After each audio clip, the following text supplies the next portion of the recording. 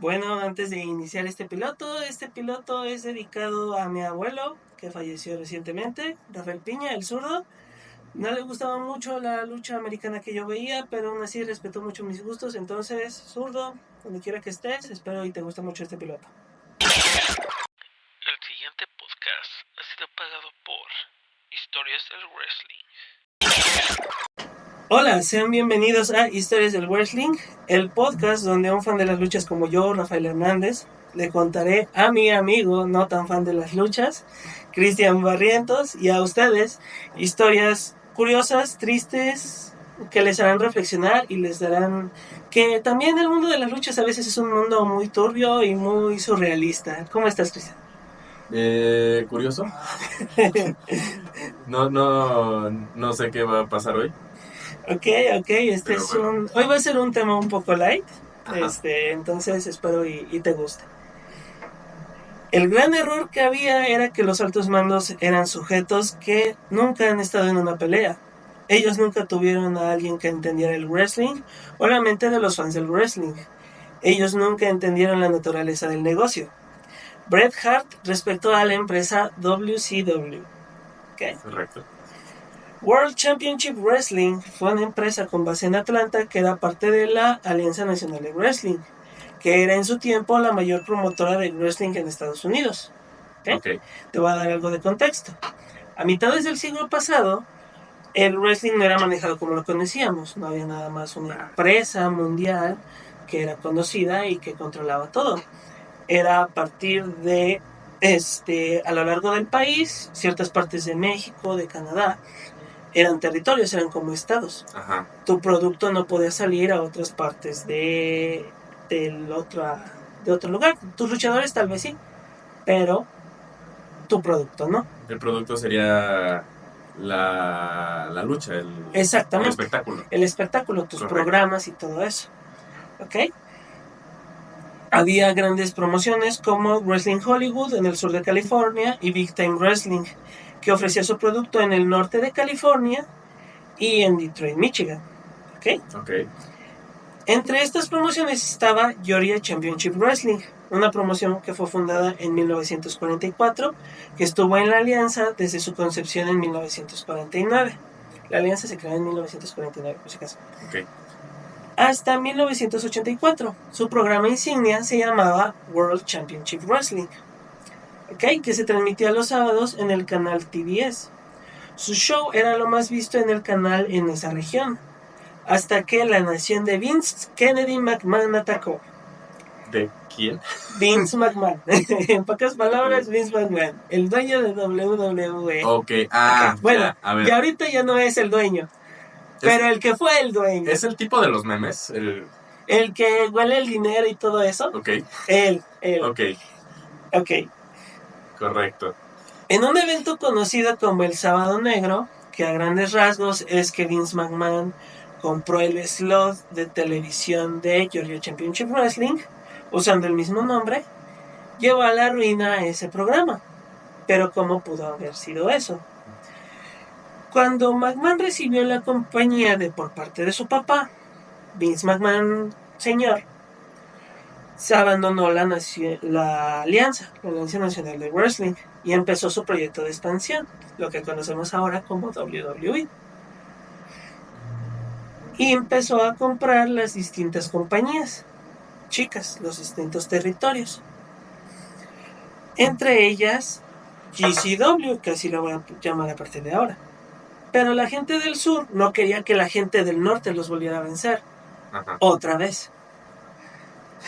No veían el programa, lo cual hizo que fuera un proyecto fallido, y Vince le terminó vendiéndole el slot a Jim Crockett Promotions, otra compañía de wrestling, que lideró la competencia con el creciente imperio de McMahon y la Federación de Lucha, que por varias razones que ahorita no comentaré, Jim Crockett Promotions se declaró en bancarrota y tuvo que vender lo que les quedaba. Y aquí entra en la historia el millonario Ted Turner, nacido en noviembre de 1938 en Cincinnati, Ohio.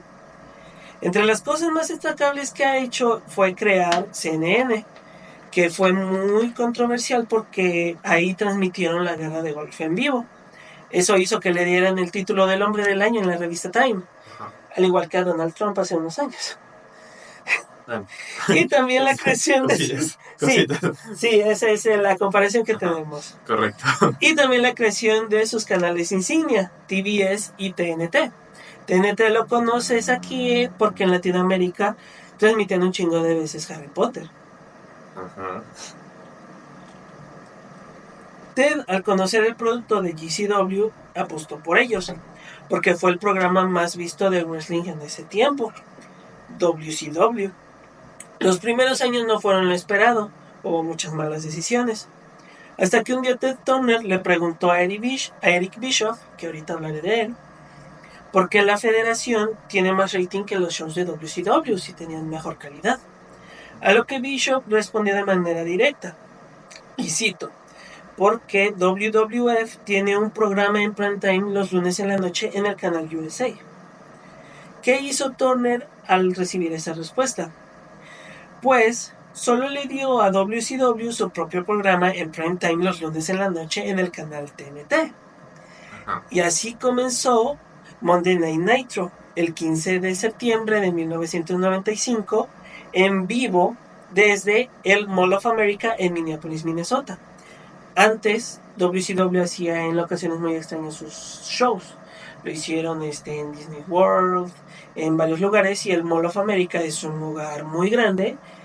Y de hecho ahí lo ocuparon para darle promoción a un restaurante de Hulk Hogan, que fracasó completamente. Ese es otro episodio. ¿Cómo un restaurante de Hulk Hogan? Te voy a decir fácil, se llamaba Pastamania. No, okay. Ok, entonces... Llegaba el mesero y te rompía la mesa. Algo así. Te daba un sillazo y te daba la pasta de... Probablemente. ¿Por qué hice énfasis en el en vivo? Durante su emisión, WCW siempre presumió que todo lo que pasaba era en tiempo real, cosa que en la federación no pasaba, porque la federación era grabada. Así que siempre que podían, Tony Schiavone, el comentarista, daba resultados de Raw para que la gente no se fuera a ver Raw, lo cual fue una gran ventaja. ¿Esa fue su idea? ¿Fue idea de Tony Schiavone? En realidad no. Fue una idea de Eric Bischoff, el cual voy a introducir ahorita mismo. Eric Bischoff nació el 27 de mayo de 1955 en Detroit, Michigan. Su madre Carol era la típica ama de casa de los 50 y su papá era dibujante. Su padre nació prematuramente en 1930, donde su médula espinal no se desarrolló por completo, lo cual con el tiempo se fue llenando de un líquido, el cual le daba dolores de cabeza. Lo operaron, pero no ayudó mucho porque limitó sus brazos y deshabilitaron sus manos, por lo cual ya no pudo ser dibujante. ¿Tiene algo que ver con la historia? En realidad no, pero se me hizo muy curioso ese dato. Entonces se dedicó a las ventas, y en un entorno como ese, él y su hermano descubrieron el negocio del wrestling mediante la promoción Big Dream Wrestling, la que te conté hace rato. Los sábados en la mañana, cuando su mamá los dejaba solos y su padre, ahora con trabajo de vendedor, hicieron que vieran wrestling y cambiaron de ciudad varias veces. Vio en Pittsburgh la Worldwide Wrestling Federation, que es la ahora conocida como WWE, y en Minneapolis vio American Wrestling Association, y la llamaré como se llama, la Agua. Maravilloso. Sí. Cute. Pregunta. Dices que los luchadores podían ir de un territorio al otro. Ajá. ¿Y solían hacerlo de forma común o era como muy Era muy raro. Normalmente bajo la Alianza Nacional de Wrestling, lo que hacía era que más que nada los campeones como de la promoción pueden ir a otros lugares, pero en realidad el único campeón mundial, por así decirlo, era el campeón que tenía el campeonato de la Alianza Nacional de Wrestling. Por ejemplo, tú ganas el campeonato, tú puedes ir a Detroit, luego puedes ir a Atlanta, luego a Miami, luego a Nueva York. Ok. Entonces, yo me imagino que la gente como que tenía sus luchadores favoritos y como... Exacto. No se cruzaban mucho los públicos. No se cruzaban mucho los públicos, por eso todo era muy bonito. Hasta que Vince McMahon lo arruinó y compró todo. Ok. ¿Ok? Ok. A Eric le encantaba la promoción y conoció a Virgin, bueno, no sé si se dice Jean o King, el dueño de la agua, quien le ofreció su primer trabajo en el mundo del wrestling, el cual sería de vendedor, al igual que su padre, y un sujeto de marketing, hasta que un día llegó una oportunidad.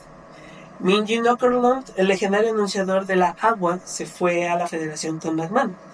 Así que contrataron un nuevo anunciador, el cual no encontré su nombre, y que lo hizo muy fatal.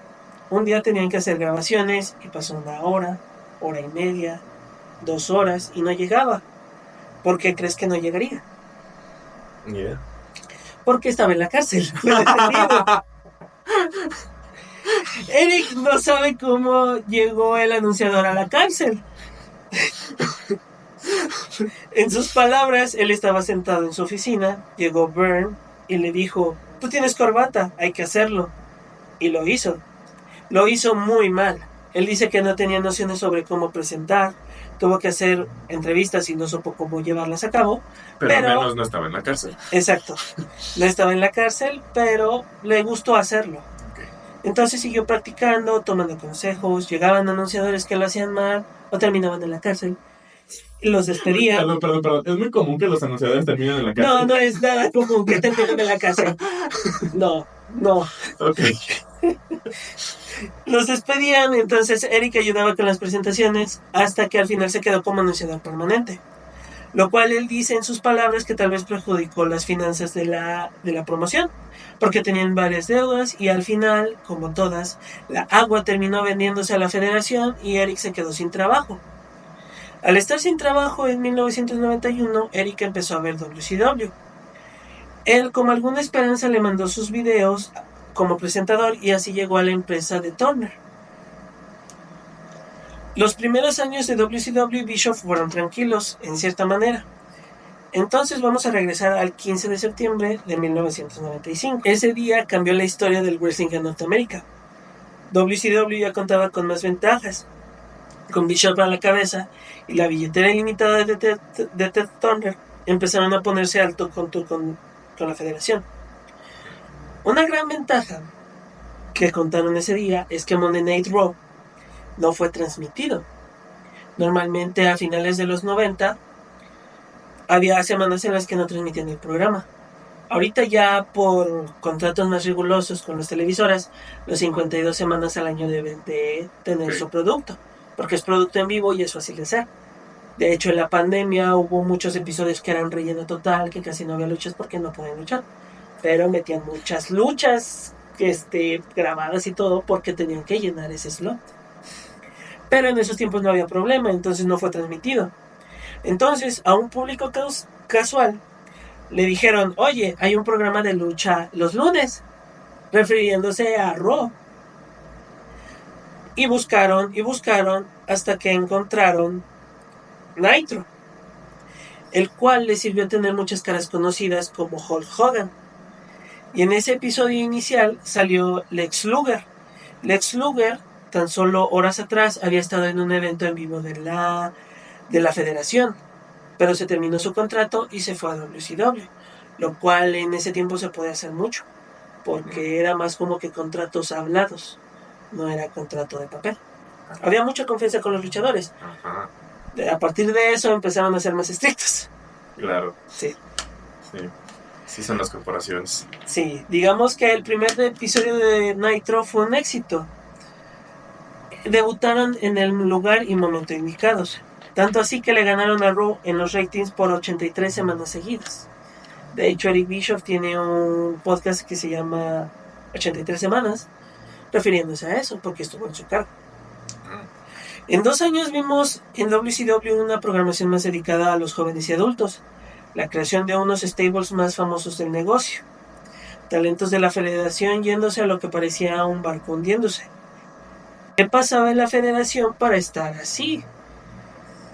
Pues bueno, al llegar un cambio generacional a base de un problema con drogas, y al salir de esa problemática, Vince decidió darle un enfoque más infantil a la programación, con personajes más caricaturescos, un payaso, un mago, un jugador de hockey, un recogedor de basura. Es esta era donde yo sé de un luchador Ajá. que era italiano y que tenía como un movimiento que era una serpiente. No, eso ya es en el 2010. Ok. Ajá, sí, no. Eso No, no es mucho pasó. después entonces. Sí, es mucho después. Aquí estamos hablando del 95. Ok. 15 años antes de eso que tuviste. Entonces, a la gente no le gustaba porque la visión de Vince era de que es que son como tú. Pero eran gente común y corriente, sí, pero vista desde un punto cómico. No desde un punto de vista serio. Entonces eso hizo que la gente no se encontrara con el producto. No se identificaban con los luchadores. Exactamente. Correcto. A eso, aparte, agrégale la salida de uno de los más leales empleados de una forma muy controversial, haciéndolo perder el título mundial de tu empresa en frente de sus coterráneos en Canadá. Con esto el panorama no se veía nada bien en la federación. Eso hasta 1998. Con el auge de personajes como Stone Cold Steve Austin, The Rock, que ahora es Moana, DX y Mick Foley, empezó la segunda parte de esta guerra. WCW tenía en sus arcas el nuevo orden mundial. Ya llevaba 2 años esta historia, así que empezaba a aburrirse el público. Así que en un giro de eventos deciden dividir la facción en dos. La NWO Hollywood de Hulk Hogan siendo los rudos y la NWO Wolfpack de Kevin Nash siendo los faces, el 4 de mayo de 1998. Hulk Hogan era rudo. Hulk Hogan era rudo. En un giro es uno de los eventos más importantes en la televisión porque era la cara, el héroe de los niños, y se cambió en un momento a ser rudo. ¿Te imaginas? Sí, es como John Cena haciéndose rudo o así. Nunca es algo que, si hubiera internet, lo hubiera roto. ¿Y la gente cómo lo tomó?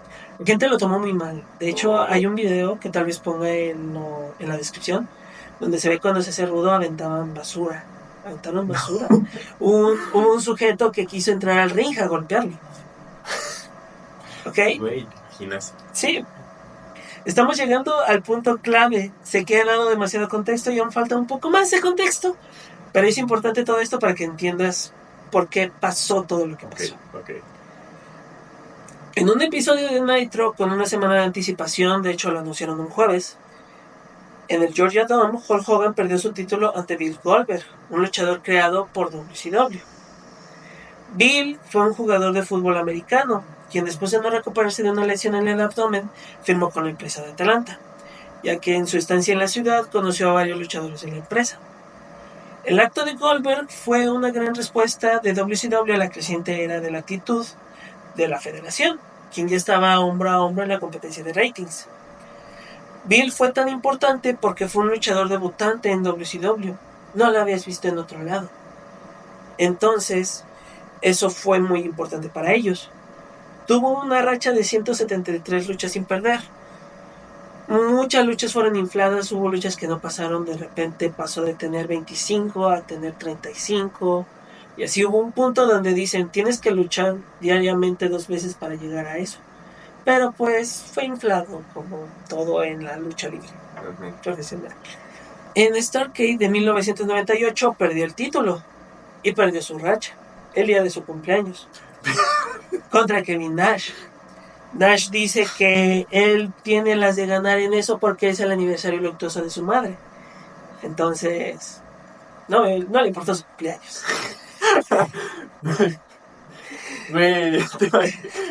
No, es mi cumpleaños. No, mi madre murió. ¿Cómo compites con eso? Sí. Ok, perdió de una forma polémica el combate porque el amigo de Kevin Nash, Scott Hall, que estaba en la NWO Hollywood, no estaba con Nash, distrajo al árbitro y le dio con un taser a Goldberg, lo cual lo hizo perder el título y el invicto, como te dije. En el siguiente Nitro, Nash dice que no entiende lo que pasó, ya que no sabía por qué Hall lo hizo, pero que le dará su revancha a Bill Goldberg la próxima semana en el Georgia Dome, donde ganó su título. Y así quedó pactada la revancha el 4 de enero. Ya fue mucho contexto, así que te voy a dar bienvenida al día que WC su tumba. Tanto Monday Night Raw en USA y Monday Night Nitro en TNT empezaron. En la federación había la historia de Mankind o Mick Foley en busca de derrotar al campeón corporativo, La Roca. Y en WCW, como te dije, estaba la esperada revancha entre Goldberg y Kevin Nash. En estos shows hubo 3 cosas que marcaron la diferencia. Y 3 de las cosas que marcaron la diferencia fueron a favor de la federación. Y ellos irónicamente solo hicieron una. Ajá. En Raw, Mankind, al tener en una llave de sumisión a Shane McMahon, el hijo de Vince, consiguió una lucha por el título mundial esa misma noche, ya que Shane le costó a Mick Foley su lugar en el Royal Rumble a favor de Triple H. Triple H era técnico en ese momento, así que le ofreció la ayuda en la lucha junto con sus degenerados, para que todo fuera limpio. En TNT, Nitro arranca con imágenes de la pelea en Starrcade entre Nash y Goldberg. Después de un show de las Nitro Girls eran como animadoras que hacían bailes y todo, y luego había explosiones. ¿Ok? Y varias luchas y segmentos. Tony Schiavone dice que está pasando algo en backstage, en bastidores. La policía de Atlanta está con Goldberg, diciéndole que se lo tienen que llevar bajo arresto por una demanda que tiene en su contra. Un Bill enojado diciendo que no sabe lo que dicen, que los policías están mal y que ellos deberían de saber lo que Bill ha hecho por la comunidad, como típico influencer cuando lo cancelan. Que él nunca haría algo así. Los policías dicen que se lo tienen que llevar al precinto a testificar y dar su versión y poder salir de esto. Nos vamos a comerciales mientras Bill era esposado. Al regresar de comerciales, vemos cómo Goldberg era llevado en un carro, mientras Nash decía que no se lo podían llevar porque tenían una lucha con él más adelante. Sin poder hacer nada más, el vehículo se va, a lo que Nash le pregunta enojado a alguien si eso le pareciera gracioso. Y vemos que le hablaba a Hollywood Hulk Hogan, quien dice, y cito, sí, es gracioso, porque yo soy un político. Y si dice que es culpable, él es culpable. ¿Por qué dice que es político? La historia de Hulk Hogan en esos años era que él iba a ser vicepresidente de la República. Espérate, ¿qué? Sí, él quería... ¿Con quién? ¿Quién estaba, en el 2000, si mal no recuerdo, iba a ser Bush. Ok. Ajá, entonces, él junto a Bush, él iba a ser la mano derecha de Bush. Él iba a estar en él iba a ser él iba a estar en el 9-11. El segundo. No, sí, mames. Sí. Si ganaba, él iba a estar en el 9-11. ¿Cómo pasamos? Ok. Es que no aprendieron nada con Reagan. O sea. No, bueno, esa era la historia. ¿Ok? Hogan se aleja riéndose mientras cambia la imagen. Vemos a Miss Elizabeth, una manager de varios luchadores, con unas personas. Esto va a tener sentido. Más luchas adelante. Por el momento, la verdad, no nos interesa, la verdad. Volvemos a ver a Goldberg llegando a la comisaría.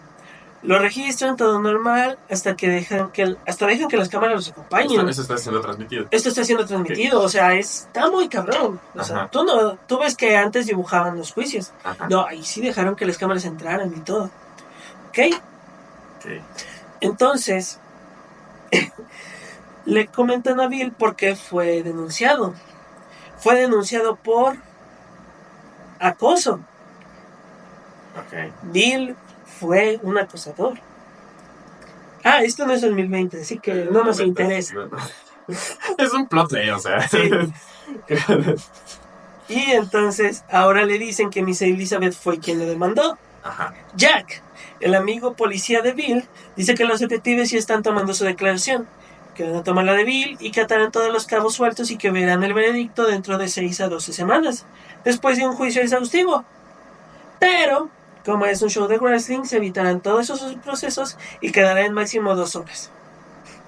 Así que vemos a un Goldberg, eso me da mucha risa, porque vemos a Goldberg enojado y hay una transición a un baile de las Nitro Girls otra vez. Okay. Con fuegos artificiales y todo. Entonces no hubo pelea en el juzgado. No. Pero hubiera estado chido, ¿no? Hubiera estado chido. Después de ver ese show de baile, vemos que los detectives están tomando la declaración de Miss Elizabeth, quien dice que se siente amenazada por Bill porque a donde va ella, él va. Dice que está en los hoteles, en las arenas, en un gimnasio en Atlanta, en bastidores, que siempre ahí está él. Los detectives dicen que verán su declaración y le dirán a Bill eso para que pueda defenderse. Hasta ahí se queda ese segmento. Vemos otra lucha, cosa que no nos importa. Y luego vemos que Jack le está diciendo a Bill porque Elizabeth cree que lo acosa. A lo que Bill dice prácticamente, y cito, te estás mamando, ¿verdad? Porque el gimnasio al que va, yo soy el dueño. Yo le agregué lo de te estás mamando. En realidad solo dice, ¿really? Y cito, dijo Rafa. Jack le dice que se calme un poco, que pronto llegarán al fondo de esto mientras nos vamos a comerciales. ¿Te has preguntado por qué no he hablado de Raw y la Federación durante todo este tiempo? Maybe. Porque literalmente lo único que importa en la historia es lo que dije al principio. Solo necesito saber eso de Raw por el momento. Aún falta un poquito para que veamos el final. ¿Ok? Volvemos de nuevo de comerciales y entra el campeón Kevin Nash a decir que a Goldberg le jugaron sucio en Starrcade. Y que él sabe que si Elizabeth está detrás de esa denuncia, Hogan tiene que ver con eso. Así que reta a Hogan a una pelea que para él será de calentamiento porque al final será él y Goldberg peleando por el título mundial. Entra el entonces dueño de WCW, Ric Flair, para hacerlo oficial. Así que será la colisión de las NWO. Al fin veremos cuál de las dos prevalecerá en WCW. Volvemos con Elizabeth, quien ya está más nerviosa y sin decir bien las cosas, notando que esto podría ser un engaño. Y volvemos al ring. Minji Nokerlund está listo para entrevistar al candidato a la vicepresidencia, Hollywood Hulk Hogan. El hoster dice que él quiere ser vicepresidente, pero que hay una marea de negatividad en el mundo y eso viene de acosadores como Bill Goldberg. Y que le enoja más que la gente como Nash los defienda a capa y espada. No adelantado a su época. Así que acepta el reto por el título mundial esta noche, en lo que Hogan dijo en sus palabras, sería su lucha de retiro, ya que sería ser vicepresidente y campeón mundial de los pesos completos. Imagina ser vicepresidente y campeón mundial de los Exacto. pesos completos. Las dos al mismo tiempo.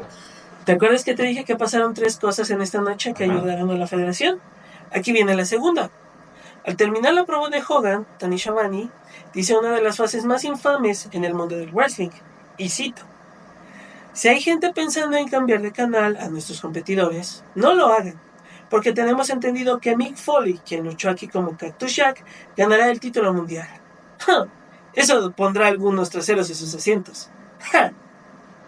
Esa acción, esa pequeña acción, que en otras semanas les hubiera dado la victoria en los ratings, lo único que hizo fue que 2.5 millones de fans cambiaran de canal para ver la coronación de Mankind en Monday Night Raw. Ok. Me equivoqué, no son 2.5, perdón. 750, pero aún así es mucho. 750,000. Aún así es mucho. Ajá. Muchos creen que Tony lo hizo por voluntad, pero él sabía que le salía mal la jugada. Sin embargo, Eric Bischoff obligó a hacerlo. Mick supo lo que pasó, así que le dejó un mensaje diciendo que eso le parecería bajo, que tiraron su trabajo a la basura y que pues al final no le salió la jugada. A lo que 2 horas después, Tony llamó a Mick y se disculpó. Como dije antes, él solo estaba haciendo su trabajo y que se sentía mal por lo ocurrido y que no tenía nada más que respeto por él y su trabajo. Ahora siguen con una bonita amistad, dejando todo atrás en el pasado. Pero a Tony le recuerdan eso cada que pueda. Al fin nos estamos acercando al final. Vemos por última vez a Miss Elizabeth ya más nerviosa, viendo su reloj. Los detectives se dan cuenta de eso y toman la palabra de Bill que oímos anteriormente. Con una amenaza de que la pueden meter a la cárcel por meter una denuncia falsa, Miss Elizabeth dice que está bien, que tienen razón y que probablemente esté equivocada, que se disculpa y que quita la denuncia contra el mito de WCW. Así que buenas noticias para Goldberg, quien después del tercer baile de las Nitro Girls le dicen que le quitaron la demanda, que todo fue un malentendido. A lo que Bill dice que le quiten las esposas y que lo lleven al domo. cosa que hacen a medias, porque al ser un tipo muy grande, tuvieron que ponerle 3 esposas, una para aquí, una en medio y otra al final. Ajá. Solo le quitan una, ¿ok? Quiero que guardes ese detalle, ¿ok? Es una micro herramienta que usaré más tarde. Exacto. Ahora regresamos del último corte comercial y quedan 11 minutos de tiempo en televisión. Algunas personas en casa sentían que algo mal estaba por pasar, pero tenían el beneficio de la duda. Entra Hollywood Hulk Hogan, acompañado de Scott Steiner, su compañero en la NWO Hollywood. Entrada Kevin Nash, quien después de demasiados fuegos artificiales, en serio, fueron muchos, fue como de, oye, ¿qué fuegos artificiales quieres para la entrada? Sí. Ok. Introduce a su amigo Scott Hall, quien era parte de la NWO Hollywood, pero ahora se hizo de la NWO Wolfpack. Te dije hace unos instantes que faltaban 11 minutos para que terminara el show. Ahora con las entradas y el anuncio, faltaban 6 minutos cuando suena la campana. Antes, incluso hasta por 2017 mediados, podían terminar después, unos minutos después. Era televisión en vivo. Pero en WCW era eso raro que pasara. Pero podría pasar. Aquí ya estaba el final de Raw, quien terminó un minuto después. Así que muchos no regresaron a ver Nitro, ya que el final de Raw es uno de los mejores. Y no solo de la actitud, sino del show en sus 32 años de existencia. Digamos que esas personas fueron beneficiadas, ya que no tuvieron que ver lo que se iba a punto de narrar. Cuéntame. Suena la campana. El público está eufórico. Habían pasado confrontaciones desde mayo hasta enero entre las NWO, pero nunca algo tan fuerte. Había tensión en el aire. Nash se arranca la camisa como Hulk Hogan, de una forma burlona. Hulk se ve intimidado, da unas vueltas por el ring, mientras Nash se queda en medio, incitándolo a dar el primer golpe. Él, a ver que el Hogan no hace nada, lo agarra y lo avienta al esquinero. Hogan, algo desconcertado y temoroso, al ver que el líder de la facción rival se acerca a lo que parece ser dar el primer golpe. Lo que pasa a continuación es que Hogan hace la finta del golpe, se para en seco, le da con un dedo a Scott Hall, quien cae al público. Quien cae, el público se queda atónito. Hogan lo cubre, gana el combate y es el nuevo campeón de WCW. De un dedazo. Lo dediaron. Lo dedicaron al pobre. Okay. Es el dedo se llama Finger Poke of Doom, o el dedo de la muerte en español, este evento. Ajá. El público se quedó callado unos segundos. Luego empezó a lanzar gritos sin sentido, porque no entendieron lo que acababa de ocurrir. Las 4 personas involucradas en el ring sonríen, se abrazan, pero aún no es momento de celebrar, ya que Goldberg entra a la arena. El público vitorea al local mientras le lanzan basura al ring. Como te dije, antes era muy normal que lanzaran basura al ring. Ahora te paras en un momento que no es y te mandan de por vida de la arena. Goldberg por fin entra al ring y empieza a golpear uno por uno a la NWO, hasta que Hogan, con uno de los golpes de cinturón más falsos que he visto, empieza a controlar al de Atlanta. Esto no sirve mucho porque Bill le da una de las peores lanzas que he visto. Lex Luger entra al ring y cuando se venía un jackhammer para Hogan, Luger decide traicionar a Goldberg y ahí empieza su masacre. Okay. Entran los miembros restantes de la NWO. ¿Te acuerdas que te dije que tenía esposas? Ajá. Lo utilizaron esas esposas para esposarlo a la cuerda inferior del ring. Le dieron ¿Quién lo hubiera visto venir? Le dieron con un taser, igual como cuando perdió con el título, haciendo un grito extraño, que la verdad no sé si fue un verdadero grito de dolor o no, porque fue como de un... Ajá. Pero se oye medio falso, pero tampoco sabes si es verdadero. ¿Ok? No quieres oír cómo suena la cama. Le arrancaron su camisa, su playera, traía una playera, se la arrancaron. Y empezaron a pintarle la espalda con pintura en aerosol. Y le pusieron NWO. Y le empezaron a dibujar la calva. Goldberg era calvo. Pero como que eso no estaba en lo acordado, ya que Bill se levantó algo enojado, pero no tanto y lo volvieron a electrocutar. ¿Cómo no me dijiste hasta ahora que es calvo? Ok. Eso era importante. Bueno, sí, se me olvidó, pero Bill Goldberg es calvo. Ok. ¿Ok? Para terminar la transmisión, vemos como Hogan pinta las iniciales NWO en el título, así como está aquí en pantalla. Ajá. Y dice The Elite. ¿Cómo sería conocida esta nueva interacción de la NWO? Todos los malos se ríen y se termina el show. Y la tercera cosa que ayuda a la federación. Al final salieron los ratings con una victoria de Raw 5.76 contra 4.97 en escala de Nielsen. Ahí Raw llevaba 9 semanas consecutivas ganando. Llegó la 10ª semana. Y con esto el final de la guerra, ya que Nitro nunca volvió a ganar una pelea en los ratings. Pero ¿por qué pasó esto? Hay muchos factores, pero lo resumiré en una sencilla frase: renovarse o morir. WWE, al ver que su producto no traía espectadores, cambiaron a un producto más crudo, más para adultos, más noventero. Mientras que en WCW, si bien empezaron haciendo las cosas bien, llegó un estancamiento. Y cuando quisieron cambiar las cosas en la empresa, que ya estaba en una situación de rehenes, no pudo escapar. Se trató de varias formas, y cuando el verdadero cambio estaba por llegar, fue demasiado tarde. Pregúntale a cualquier fan, a cualquier trabajador de la empresa, y dirán lo que pasó ese día 4 de enero de 1999 fue lo peor que le pudo pasar a la empresa, menos para una persona, para Kevin Nash. Él dice que fue lo mejor que pudieron haber hecho porque fue sorpresivo, porque la gente nunca lo vio venir, que eso fue bueno, que dio ratings y compras de pay-per-view. Pero el cambio, si lo vemos ahora, fue muy insignificante. Hasta Hulk Hogan sabe que eso estuvo mal. Ahí culpa a Vince Russo, que no tiene nada que ver. Vince Russo fue un promotor y luego hablaremos de él. Y que fue manipulado por Nash y Hulk para que no lucharan porque ellos no querían luchar. Al final estamos en 2025 y han pasado 26 años desde ese evento. 2 años después, WCW fue adquirida por la federación. Monday Night Nitro terminó el día 26 de marzo de 2001 con un promocional del mayor evento de su rival, WrestleMania 17, que estaba a escasos días de pasar. Bischoff se fue de la compañía en septiembre del 99, regresó en abril del 2000, pero solo duró 6 semanas. Hogan al final no fue vicepresidente y se fue de la empresa con una salida controversial en el pay-per-view Bash of the Beach del año 2000. Nash ganaría el título más veces, sería la cabeza del equipo creativo más adelante ese año.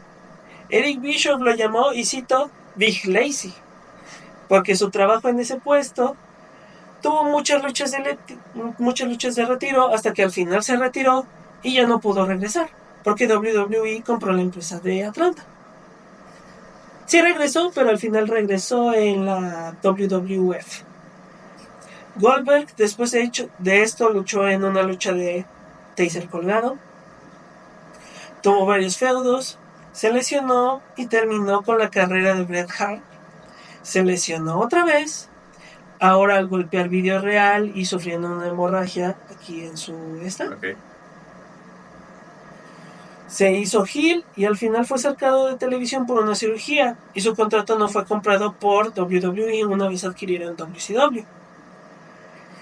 Y esto, querido compañero, fue el Finger Poke of Doom, o el día que WCW cavó su tumba, o el día que WCW se vio en una situación de rehenes que después se transformó en un síndrome de Estocolmo y terminó siendo comprada por Vince McMahon. ¿Qué piensas de todo esta anécdota? Fue el día que cavó su tumba, pero como que ya había hecho un par de volteretas para saltar al ataúd, ¿no? O sea, como que eso era perfectamente fácil de evitar, ¿no? O sea, era fácil de evitar, sí, muchos lo ven en retrospectiva y sí era fácil de evitar. Pero de ahí tú dices, esta fue la más grande, ¿no? Hubo más. Ajá. El año 2000 de WCW puede ser una tetralogía, 5 episodios de hablando solo del año 2000 de WCW. Es muy triste. Es, Ok. es triste, Ok. es muy insatisfactorio, te dices, ¿por qué? Estando en la tumba, cavaron otra tumba. Exacto, fue como cavando una tumba más grande. Y al final, en 2001, cuando fue sacada a la venta, WWE no la iba a comprar, iban a hacer un nuevo rebranding, iba a haber un nuevo programa, había un proyecto muy grande detrás, pero perdieron los derechos televisivos. Sin derechos televisivos en ese tiempo no podías hacer nada. Ajá. Entonces perdieron más valor del que tenían y ahí fue cuando Vince McMahon los compró. ¿Tú crees que Bush haya visto esta pelea? Probablemente la vio, dijo, eso es lo que necesito. Eso es lo que necesita. Y Hulk Hogan haciendo campañas. Y Hulk Hogan haciendo campañas, así como el año pasado con Claro. Trump. Claro. Trump a mí es running wild, brother. Procede a romperse la camisa. Trump estuvo en la WWE. Sí, exacto. Puede haber episodios de eso. Mira. Yo te voy a hacer muchas preguntas porque yo la verdad lo único que sé de las luchas es el chisme de Rhea Ripley con el hijo del Rey Misterio.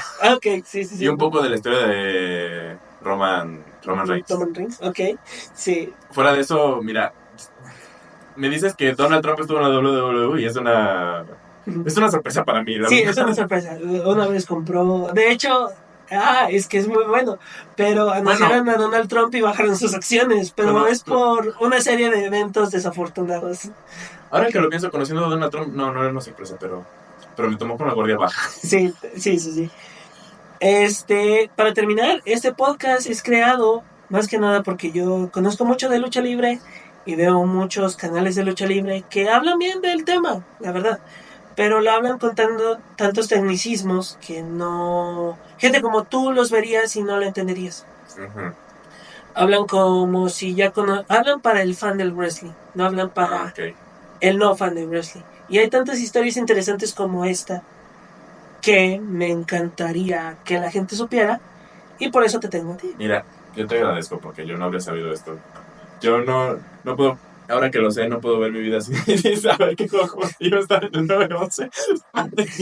Lo editó. Estamos en la línea temporal mala. Sí. Si hubiera estado ahí, no habría pasado The Twin Brothers are gone, brother. Sí, exactamente. Entonces es... Hulk Hogan no lo hubiera permitido. Hulk Hogan no lo hubiera permitido. Entonces nos van a estar aquí sintonizando. Todavía no sé si va a ser semanalmente. Espero que otro capítulo. Sí, otro capítulo. No sé si semanalmente, mensualmente, quincenalmente. Esperemos si sea semanalmente. Pero aquí nos van a seguir viendo. Vamos a estar hablando de todo. Va a haber luchadores, rivalidades, casos de pedofilia, etcétera. Va a haber de todo un poco. ¿Casos de qué? ¿Lo oíste? Tienes que esperarte a que salga ese episodio y te cuento. Okay. Nunca vas a saber con lo que te puedes topar aquí. Pero bueno, pueden seguirnos en nuestras redes. Y recuerden, amigos, no digan spoilers, porque luego se lo recordarán por los próximos 26 a 98 años. Aproximadamente.